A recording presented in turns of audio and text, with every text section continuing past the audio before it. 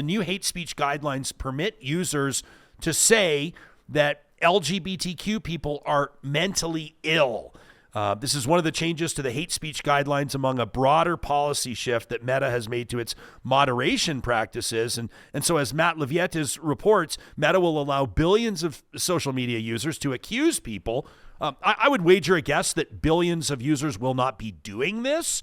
But one of the implications is that you'll be able to accuse people in your comments of being mentally ill based on sexuality or gender identity. And so the new guidelines prohibit insults about somebody's intellect or their mental illness on Facebook, Instagram, or Threads, unless it's accusing LGBTQ people of being mentally ill because they're gay or transgender.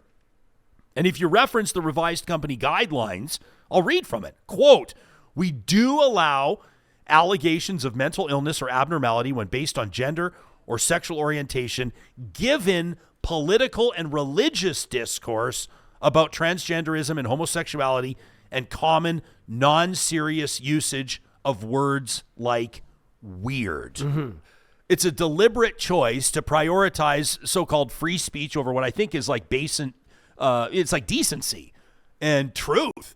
And so the bigger picture here, I mean, this is the same Meta, the same company. It's one of the biggest companies. It's one of the most valuable companies in the world, one of the biggest companies, easily one of the most influential companies in the world, right? And it's just rolled back its fact-checking, in particular on political advertising. And so in other words, you can now basically, I mean, if, you know, this might seem cynical, but it's factual.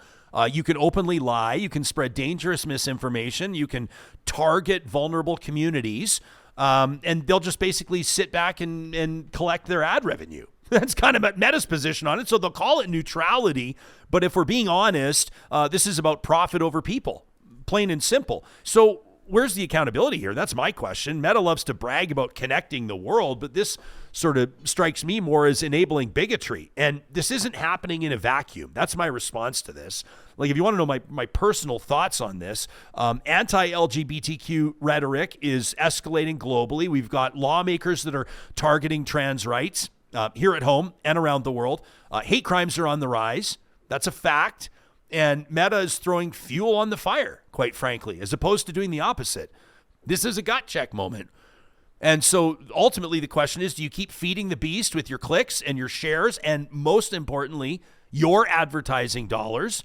If you own a business, if you advertise on Meta, and I know a lot of you do, you know, whether you're realtors, restaurateurs, whatever it is, and you've probably seen good return on that investment, right? Or do you demand better now from tech overlords who I think are proving time and time again that maybe they don't deserve to be trusted with the power that they have?